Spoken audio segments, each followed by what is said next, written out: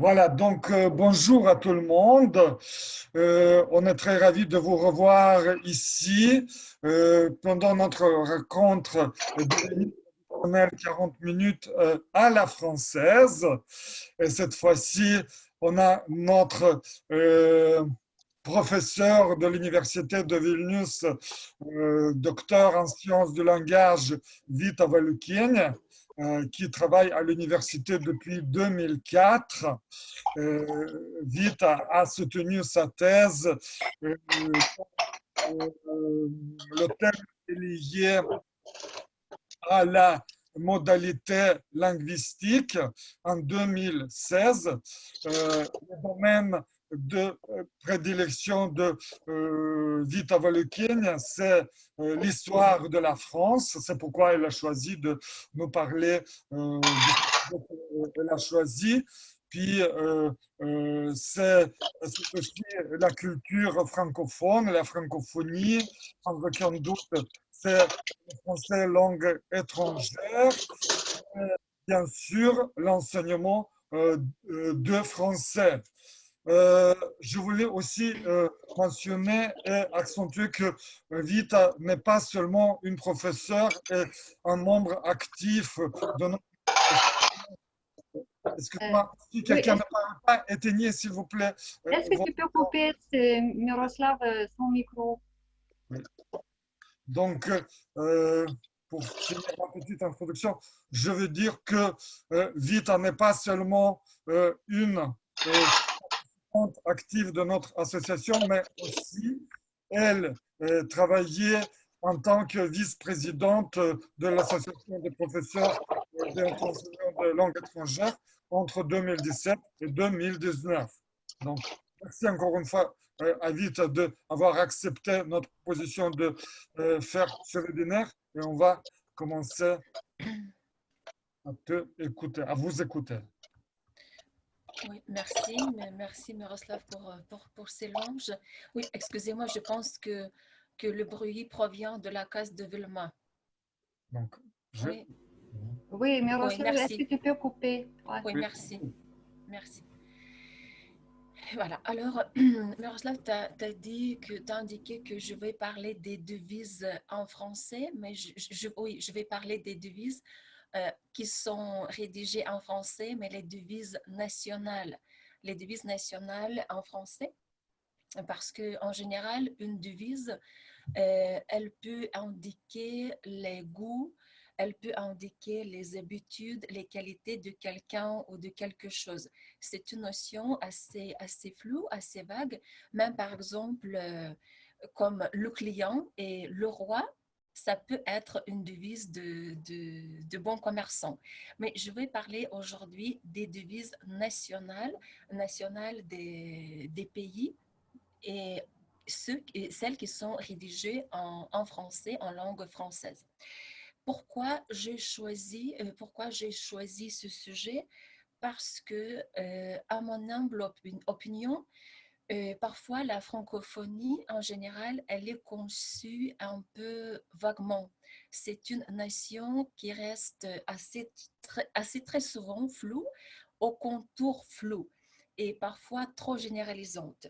Par exemple, dans les manuels de FLE, on présente des statistiques, on parle du statut de la langue française, on présente, on conseille aux apprenants d'apprendre de telle ou telle expression francophone, ce qui, ce qui s'avère parfois, disons, trop compliqué et trop vague aux apprenants et même aux étudiants de l'université.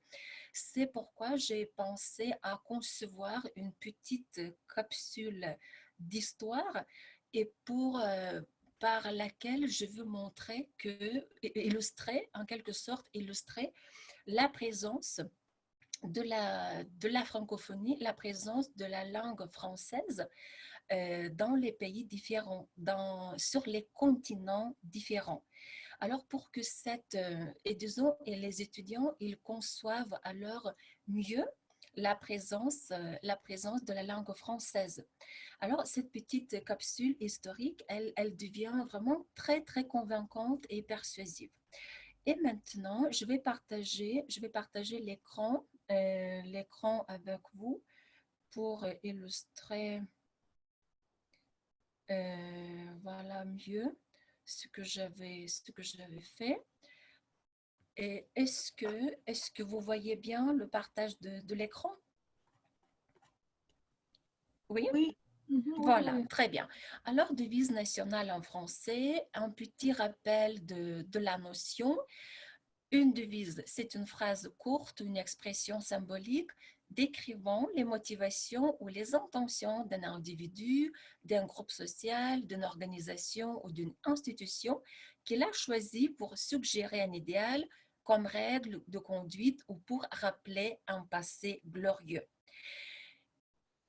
Évidemment, vous connaissez bel et bien la devise de la France, de la République française, liberté, égalité, fraternité, évidemment, elle est rédigée en français puisqu'il s'agit de la République française.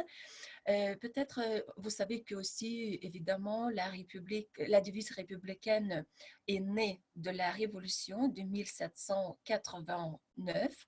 Et c'est seulement à partir de 1848 qu'elle devient la devise officielle de la République. Et bien sûr, vous voyez déjà en voyageant, en parcourant la France, qu'elle est inscrite au fronton de toutes les mairies. Le drapeau contient 3 couleurs.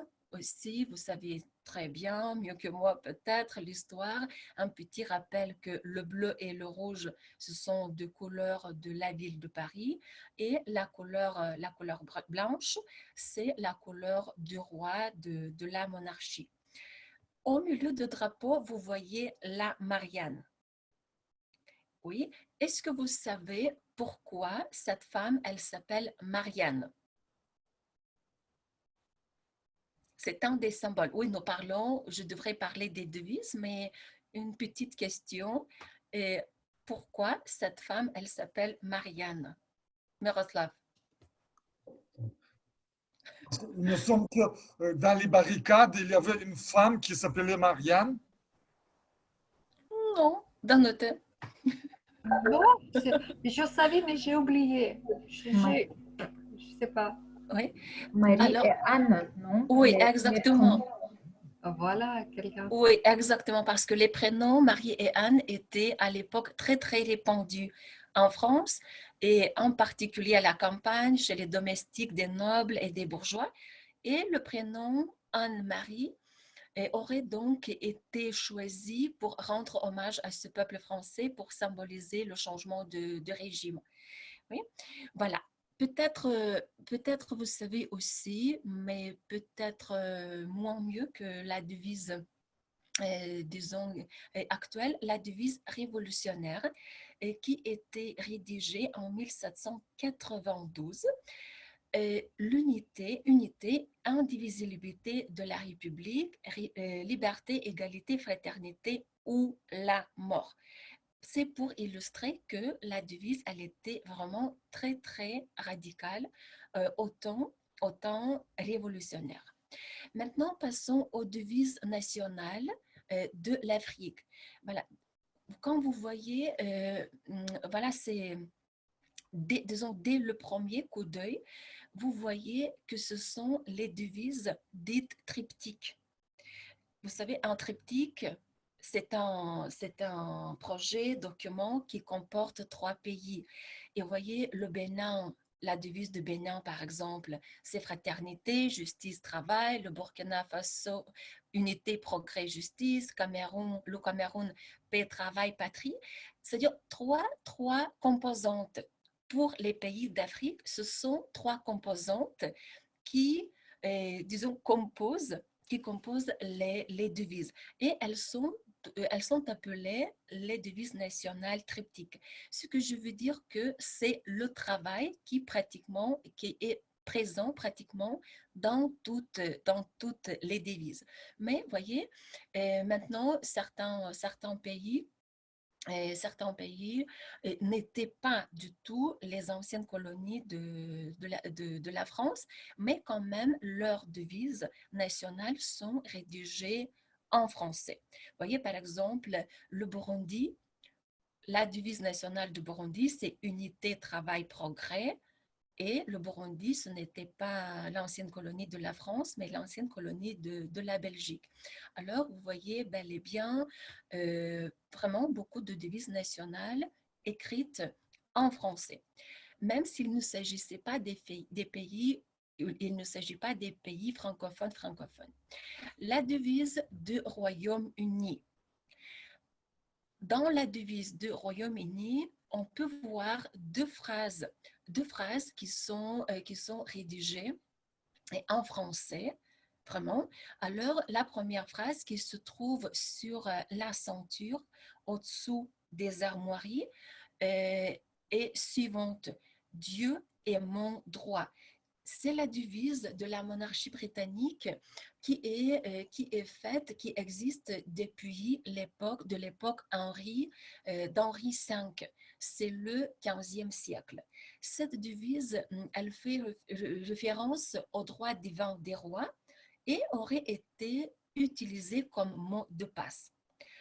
En français aujourd'hui, la locution mon droit divin respecterait le sens originel. Cette devise est en français car vous savez bien, vous connaissez bien l'histoire, car depuis la conquête des Normands, le vieil anglais n'est plus la langue d'élite anglaise et elle fait place dans un premier temps aux Normands, puis à l'anglo-normand sous les règnes des Plantagenets, ce qui a eu pour résultat l'utilisation, l'emploi de mots et d'expressions d'origine française et normande, et évidemment que l'on retrouve aujourd'hui abondamment dans la langue anglaise. Cette expression, cette devise, elle veut dire que le roi, il doit sa couronne à Dieu et uniquement à lui. La deuxième phrase qui est présente, ou la deuxième légende qui est présente sur les armoiries britanniques, est « Honni soit qui mal y pense ». Cette phrase, elle est rédigée en ancien français. On peut, au sens moderne, la phrase devrait être comprise de manière suivante. Honte à celui qui y voit du mal. Et cette histoire, elle est liée à deux personnages, au roi Édouard III d'Angleterre et à sa favorite Jeanne de Kent, qui était comtesse de Salisbury. Et l'histoire, elle est assez intéressante. Les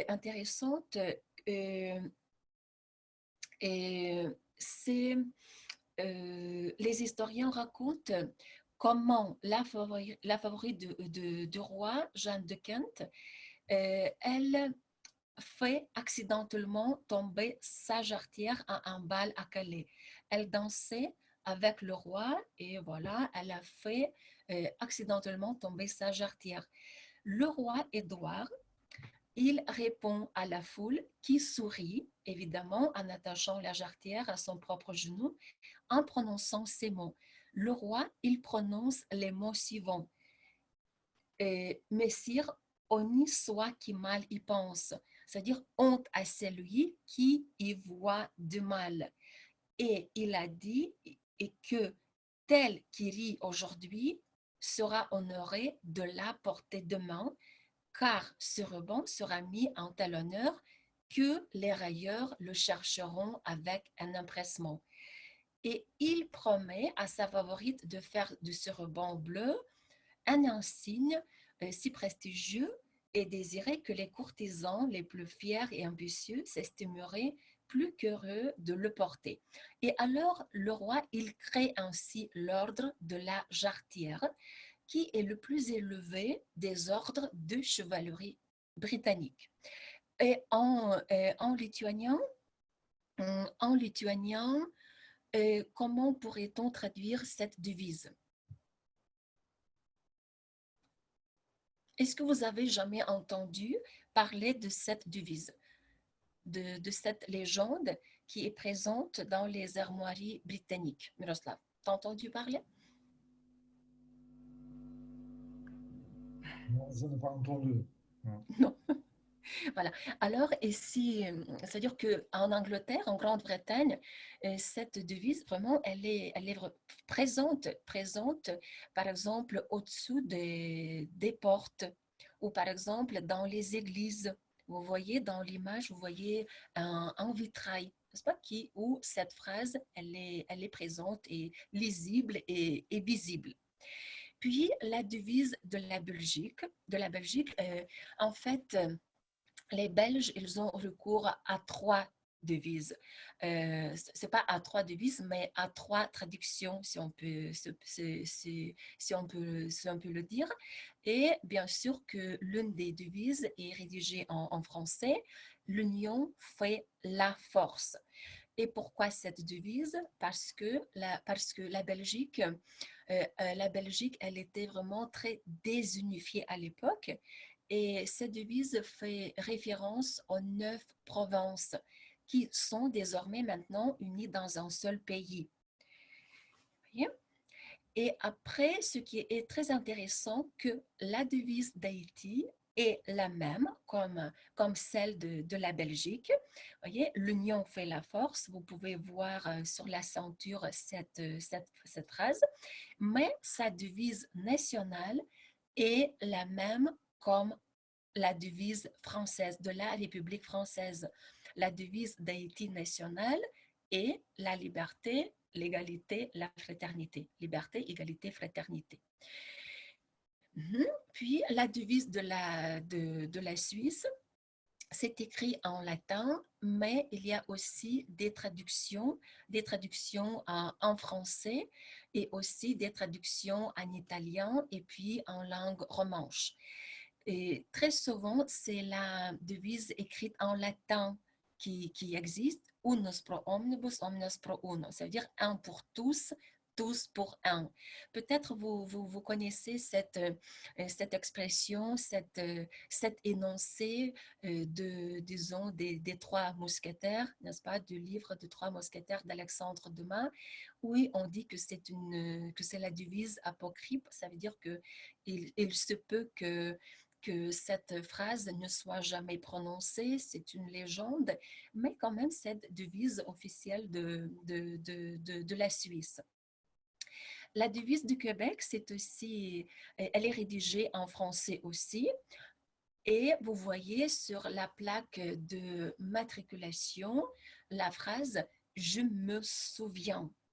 Je me souviens, et aussi très souvent au-dessous des portes sur, disons, l'Assemblée nationale et au Québec, nous pouvons voir vraiment des phrases qui disent des phrases je me souviens. Qu'est-ce que cela veut dire? Le peuple québécois veut dire que nous n'oublions pas, nous n'oublions jamais notre origine, nos traditions, notre culture, et que nous n'allons oublier jamais notre passé glorieux. Vous voyez? Puis la devise des Pays-Bas. Alors, les Pays-Bas, c'est la terre qui n'est pas, disons, francophone, mais quand même, la devise aussi, elle est rédigée en français. Et la devise des Pays-Bas, oui, pourquoi je n'ai pas noté, je ne sais pas, mais la devise des Pays-Bas, c'est je maintiendrai. Alors, c'est la première ligne disons, de la lettre de Guillaume Ier d'Orange-Nassau, qui était un des gouverneurs des pays à l'époque. Et qu'est-ce qu'il a voulu dire par cette fameuse phrase « Je maintiendrai » il a voulu dire il va toujours maintenir les terres qui, à l'époque et au cours de l'histoire, les terres étaient divisées, convoitées par beaucoup de pays. Vous voyez, je maintiendrai la vertu et noblesse, je maintiendrai de mon nom la Holtesse, c'est écrit oui en ancien français, je maintiendrai l'honneur, la foi, la loi de Dieu, du roi et de mes amis et moi. Voilà. Et La devise de l'Union européenne, elle n'est pas écrite en français, c'est en latin. Vous voyez, in varietate concordia. Uni, mais il y a plusieurs traductions. L'une des traductions, c'est, vous voyez, uni dans la diversité. Et en lituanien, nous avons la traduction suivante, vienybė įvairialypiškume. Vous voyez, c'est écrit en latin, mais quand même, mais c'est traduit en toutes les langues des pays qui font partie de l'Union européenne. Ça veut dire que, qu'est-ce que sa devise, elle veut dire? Sa devise, elle signifie que au travers de l'Union européenne, les Européens unissent leurs efforts en faveur de la paix et de la prospérité, et que les nombreuses cultures, traditions et langues différentes que compte l'Europe constituent un grand atout pour le continent. Alors, c'est une petite capsule. Alors, je termine le partage. Comme vous avez vu, c'est une petite capsule d'histoire, vraiment pour montrer aux étudiants, aux élèves que la langue française, elle est présente pas uniquement disons, dans les traditions des pays francophones, mais également non francophones. C'est vraiment comme je me répète déjà, mais des fois, la notion de la francophonie, elle est conçue en tant que notion au contour flou. Et je pense que cette petite capsule, elle démontre, elle illustre bien la présence de la langue française sur tous les continents. Voilà ce que j'ai voulu dire vraiment très, très brièvement. Comme je dis, il n'y a rien de nouveau dans notre métier. Rien de nouveau, mais peut-être il y a de renouveau. Oui, c'est-à-dire rien de nouveau, mais parfois nous pouvons puiser des informations, puis aussi, je sais pas, euh, faire des cours de façon plus intéressante et intégrée, et pour travailler l'interdisciplinarité aussi. Voilà. D'accord. Merci beaucoup, Vita, pour tout d'abord ce sujet très passionnant. Moi, personnellement, j'ai appris pas mal de nouvelles choses concernant les devises. Euh, Peut-être quelqu'un a des questions à Vita. Vita, je voulais vous demander, euh, moi je pensais que le slogan de la Révolution française, ou la devise, pourrait être associé à la signification de ces trois couleurs, ou je me trompe, je pensais que liberté, c'est la couleur blanche, éga- liberté, non, liberté, pardon, bleu, blanc, rouge. Donc, liberté, c'est la couleur bleue, euh, égalité, c'est la couleur blanche, et fraternité, c'est la couleur rouge. Ou c'est pas un bon parallèle. Mon explication était incorrecte, à votre avis? Jusqu'à la Révolution, il n'y avait pas de drapeau. Et pendant la Révolution, le drapeau est né, mais avec deux couleurs, le bleu et le rouge. Le bleu signifie la couleur du ciel, c'est Hmm. la couleur du ciel, la couleur céleste. Et vous avez fait attention déjà, oui, vous savez bien, bel et bien que la couleur bleue, c'est la couleur préférée des Français. Il y a aussi une explication pourquoi les Français, ils ont 22 appellation de la couleur bleue. Oui, il y a une explication et pourquoi les Français, ils aiment beaucoup la couleur bleue.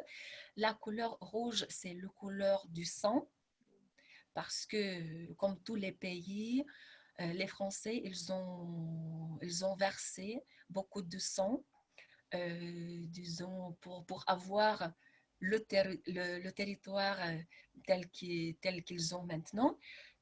Et pour se réconcilier en quelque sorte avec la monarchie française, ils ont intercalé la couleur blanche entre ces deux couleurs. La couleur blanche, c'est la couleur de la monarchie française. C'était la couleur des rois. Tout d'abord, le drapeau était de deux couleurs, de bleu et de rouge. C'était le drapeau de Paris, de la ville de Paris. Mais pour éviter le conflit avec la monarchie, ils ont eu cette idée d'intercaler la couleur blanche. Et c'est pourquoi nous avons ces trois couleurs. Et aussi, j'étais étonné que l'Angleterre avait sa devise en français. Et, moi, je me suis dit, aussi j'ai vu les dates, c'était au XIVe siècle. Ça signifie que les Anglais étaient des précurseurs des devises en français. Oui, exactement. Oui, parce que c'est Guillaume le Conquérant qui a apporté le français, le français en Angleterre.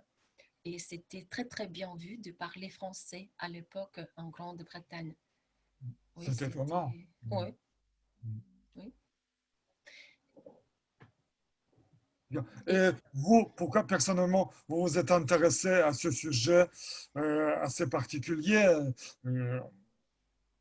comment ce sujet assez non, rare? ce n'est pas c'est pas très particulier parce que, vous savez, comme je donne des cours de l'histoire de la France et je répète très souvent à mes étudiants quand ils disent que je n'aime pas l'histoire parce que l'histoire, elle est fourrée de dates, d'événements, d'appellations, etc.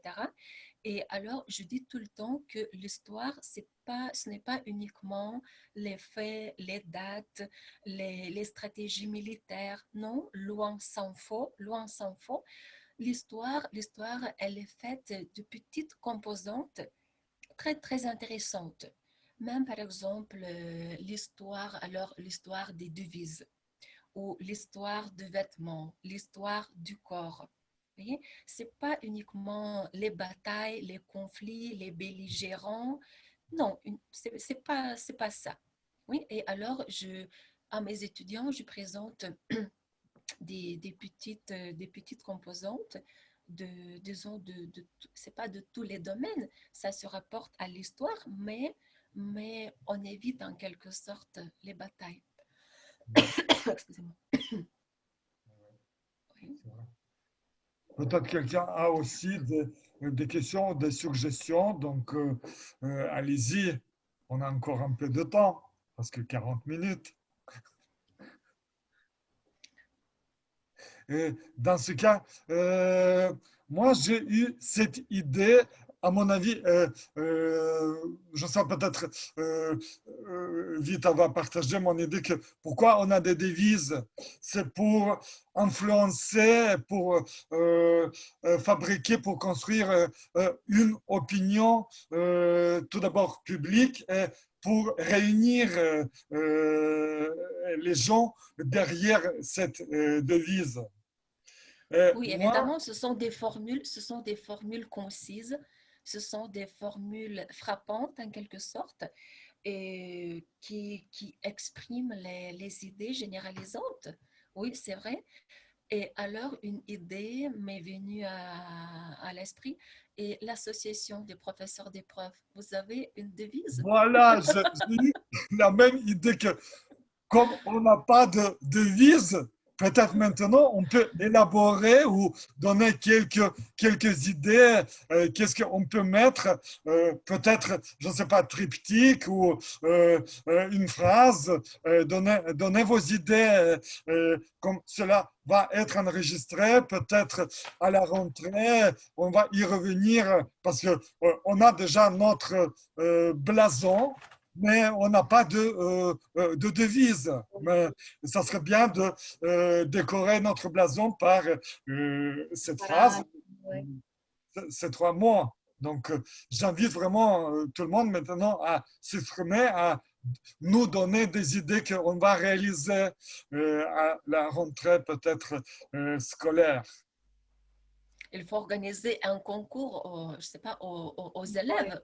Oui, c'est une bonne idée, non? Oui, pourquoi pas, oui, on peut faire un petit concours. Peut-être, Lina, vous pourriez dire vous pourriez nous donner quelques idées, euh, euh, quelques mots, je ne sais pas. Proposition. Oui, Lina, Lina, Oui, Kaitite. oui, oui, je suis ici. Merci pour l'intervention très intéressante. Mais pour le moment, j'ai pas d'idée. Bon, on a encore. Faut y penser, oui, plus longtemps. C'est un peu peut-être un sujet, c'est-à-dire un sujet un peu exploré, n'est-ce pas? oui. C'est un sujet assez... J'ai tout de suite cette idée après votre euh, euh, présentation, tout d'abord liée comment, à l'Angleterre. Pourquoi pas, nous, on pourrait aussi, et surtout, on est très lié à la France, mais aussi on peut avoir une devise française. Oui, mais la Lituanie, par exemple, et certains pays n'ont pas de devise nationale. Et la Lituanie, elle n'en a pas non plus. La Lituanie, elle n'a pas de devise. Elle n'a pas de devise. Oui. Loretta, peut-être vous avez des idées? Loretta Yamantiene. Il faut faire comme ça, chacun va prononcer un mot et Miroslav, tu vas Oui, les inscrire et choisir oui. ton C'est mot. ça. Dites un mot. Quand vous pensez à notre association, quel mot vous vient à l'esprit? Hein? Loretta, quel mot? Un mot. Il faut ouvrir le micro. S'il vous plaît. Je sais pas, influence peut-être. D'accord. Marite, quel mot?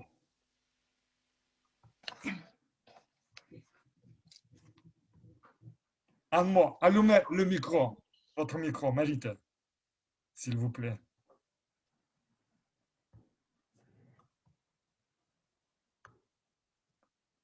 Nerio, peut-être vous avez votre mot qui va peut-être un jour figurer dans notre devise.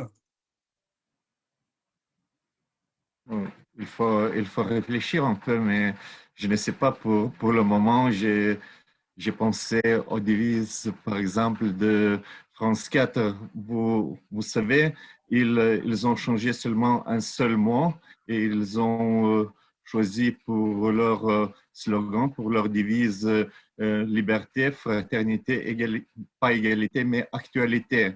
Donc, Ah, nous pouvons aussi changer un mot, donc, et simplement laisser quelques exemples de mots qu'on peut laisser et seulement changer un son. c'est une bonne idée. On s'appuie sur quelques devises déjà bien présentes. On change un ou deux mots. On garde un petit peu la base. Oui, Ouais, pourquoi pour garder peut-être. pas. Alors, liberté, alors, on change le dernier mot seulement. À la place de la fraternité, on fait l'amitié. Oui, Je ne sais Oui, pas, oui, oui. peut-être, peut-être. oui. Raymonda, Moi, oui, moi, j'ai une idée. Enrichissons nos connaissances sur la francophonie ou enrichissons nos connaissances francophones, peut-être. Non seulement sur le français. d'accord. Je viens de penser de ça, je ne sais pas. Oui. Mhm. Euh, Et ma question, est-ce que vous, les professeurs, pendant vos cours, est-ce que vous parlez, bien sûr, évidemment, vous parlez des symboles, Oui. des symboles de la France, mais est-ce que vous avez jamais parlé des devises? Des devises rédigées en français? Non, on n'a pas Non? parlé. Non. Non seulement Des symboles, on parle sur que ces des devises symboles. Ouais. Oui, alors de la France. vous pourriez, je sais pas, développer le sujet alors. Oui, bien sûr. Oui. On va s'en servir de ton matériel. Absolument, oui. Surtout, vraiment, il faut réfléchir sur la devise de notre association qui devient, j'espère, de plus en plus active. Et avant de passer aux actualités de notre association, je veux encore une fois remercier Vita Valukiene d'avoir présenté un tel sujet qui va bien clore nos webinaires avant les vacances d'été. Parce que ça, c'était malheureusement notre dernière rencontre dans le cadre des webinaires 40 minutes à la française. Et je pense que vraiment, comme quelqu'un a dit, que c'est une cerise sur notre gâteau de webinaire qui ont commencé depuis le mois de juin. Et ça, c'était le dernier webinaire de ces 6 mois, on dirait. Et maintenant, peut-être, encore une fois, merci beaucoup. Vite, on va passer aux actualités de notre association. Peut-être je passe la parole à Danute qui va parler un petit peu de notre université d'été. Un petit peu, quelques mots. Voilà, on pense organiser une université d'été à la fin de juin, en distanciel quand même, parce que nous avons la situation pas très bonne en ce moment. Et on aura 4 jours destinés à notre formation. On pense sur le sujet différent. On a prévu quelques sujets, mais je ne vais pas préciser encore. On va attendre la décision finale et vous allez avoir toute l'information sur notre site, sur la page de Facebook et suivez nos infos. Ça va. Je vous souhaite un bon week-end, reposez-vous bien et on se voit au mois de juin.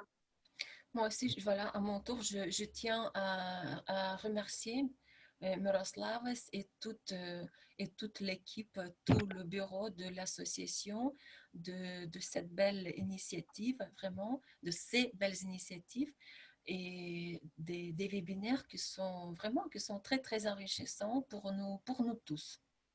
Oui. Oui, on te remercie beaucoup, beaucoup parce que vraiment, c'était très utile et j'ai appris beaucoup de choses, comme Miroslav a dit aussi. C'était vraiment très intéressant pour moi.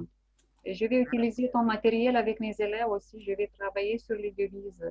Pas seulement sur les symboles, mais sur les devises aussi. Mais sur voilà, ouais. Et comme Miroslav a dit, on va imaginer notre devise. Peut-être on va prendre 3 A, 3 lettres A. Amitié, activité, et encore, il faut imaginer le troisième mot. Je ne sais pas, mais peut-être. On va voir, c'est un mot de Nerius. On va prendre le mot de Nerius. Amitié, c'est Raimonda qui a proposé, je pense. Et on va chercher le troisième mot. Nous serons 3 comme 3 mousquetaires. On va y revenir, on va revenir à nos webinaires, mais déjà dans les autres 6 mois à venir. Donc, encore une fois, merci à tout le monde et en particulier un grand merci à Vita d'avoir bien fini nos 6 mois. C'est bouclé, n'est-ce pas? Oui, c'est bouclé.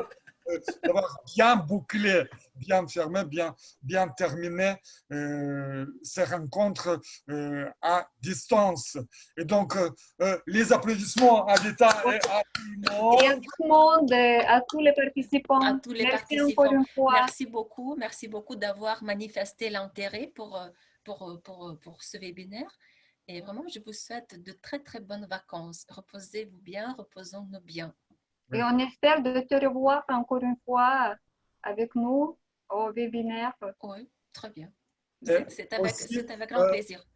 Je me profite ici de la participation des étudiants parce que comme Vita enseigne à l'université, il y avait aussi des étudiants de l'université de Vilnius qui ont bien écouté et qui, j'imagine, appris pas mal de choses grâce à la présentation de Vita. Et je m'adresse aux étudiants qu'ils reviennent dans sur le Teams, parce que dans le Teams, j'ai quelques petites informations à leur dire. Donc, merci encore une fois à tout le monde. À Et vite. au revoir. À la prochaine. À la À la prochaine. prochaine. Au revoir. Au revoir. Merci beaucoup. Au revoir. Au revoir. Merci beaucoup.